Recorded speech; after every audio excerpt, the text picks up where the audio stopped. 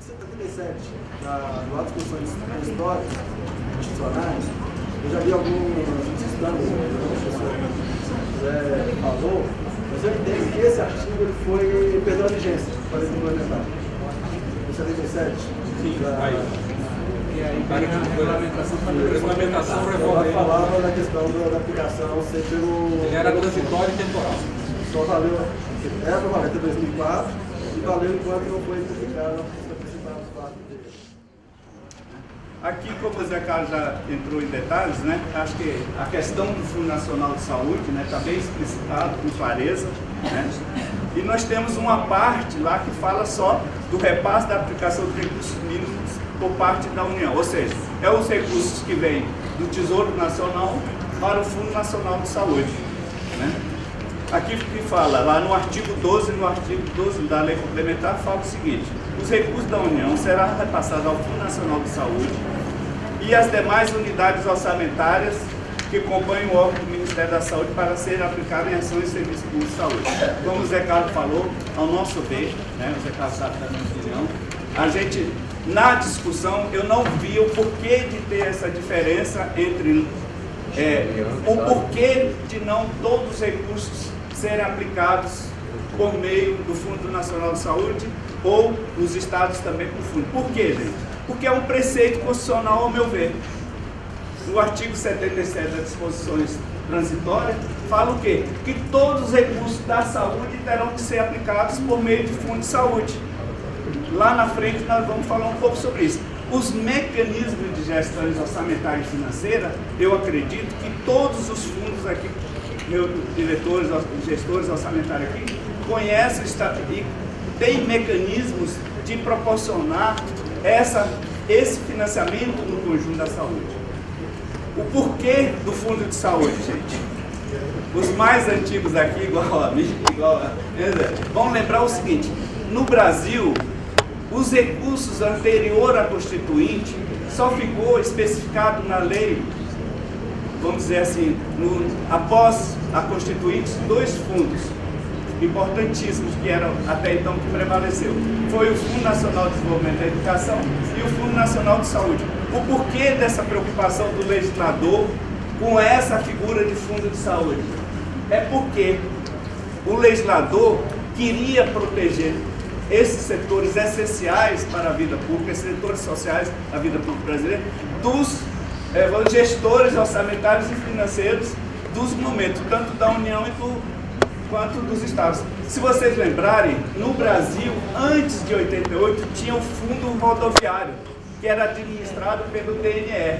Após a Constituinte, que acabou com esses fundos, nós passamos a não ter fontes de financiamento estáveis para esses setores da sociedade brasileira. E aí nós tivemos também, como no setor saúde, várias crises decorrentes de não estabelecimento de políticas de financiamento com fontes garantidas de recursos.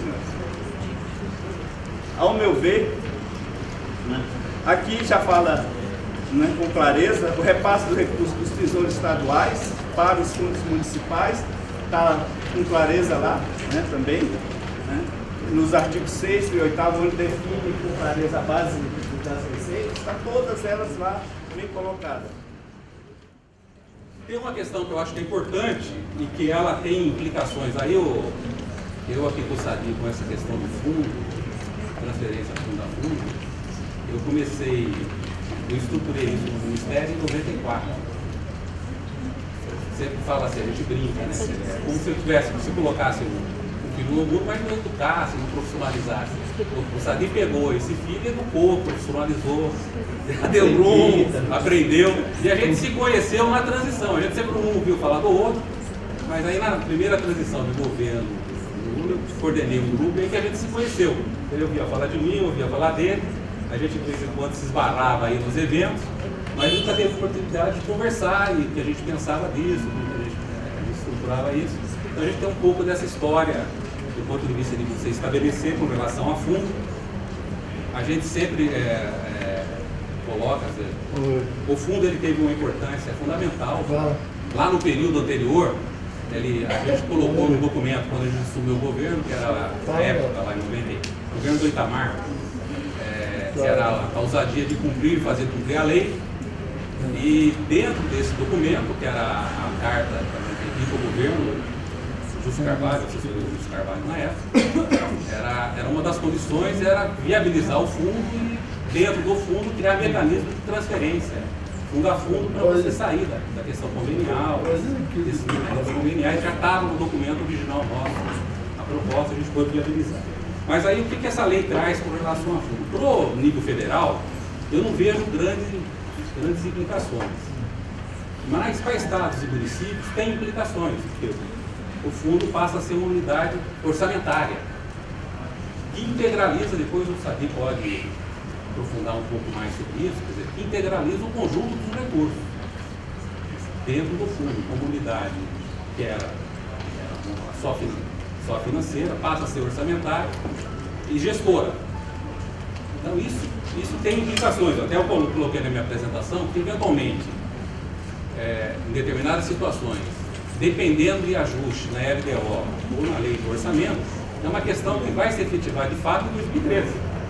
Se eventualmente precisar fazer muito ajuste dentro do orçamento, dependendo da complexidade do município, se governo, ou estado, seja o que for. O Fundo Nacional, ele já é, vamos falar assim, uma unidade orçamentária e gestora. Ele então não tem que sofrer nenhum ajuste. E a lei também, nesse sentido, ela faz uma excepcionalização que ela permite que os recursos das unidades vinculadas ao Ministério, tipo Fiocruz, GHC, as agências, o recurso não precisa transitar no fundo. Ele não precisa ser integralizado no fundo, ele vai direto para essas unidades como é hoje.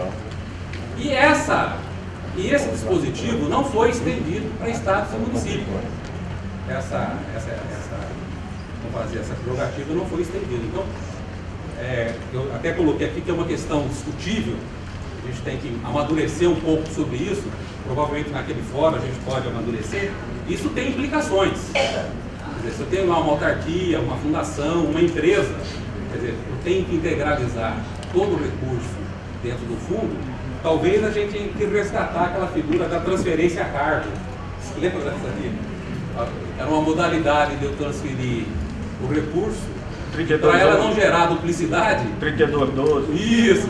E para ela não gerar duplicidade, aí na hora de contabilizar, eu contabilizava em determinado lugar. Então talvez o artifício, vamos falar assim, orçamentário, contábil que a gente tem que fazer é resgatar uma figura que a gente não estou propondo não. Eu só estou colocando esse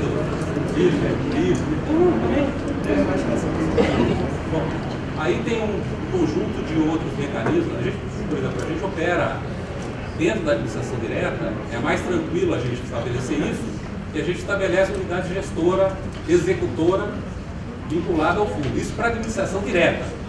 Para a administração indireta, que tem uma lei que cria, que estabelece, então aí é uma questão que a gente tem que discutir. Eu coloquei na primeira versão essa hipótese, mas aí coloquei a outra hipótese, que é uma questão que a gente precisa maturar.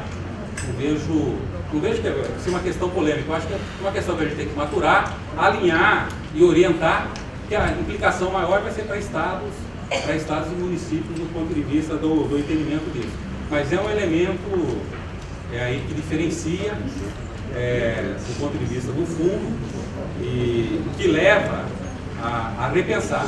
E se a gente imaginar, pode ser que aqui, esse universo que está aqui seja uma exceção.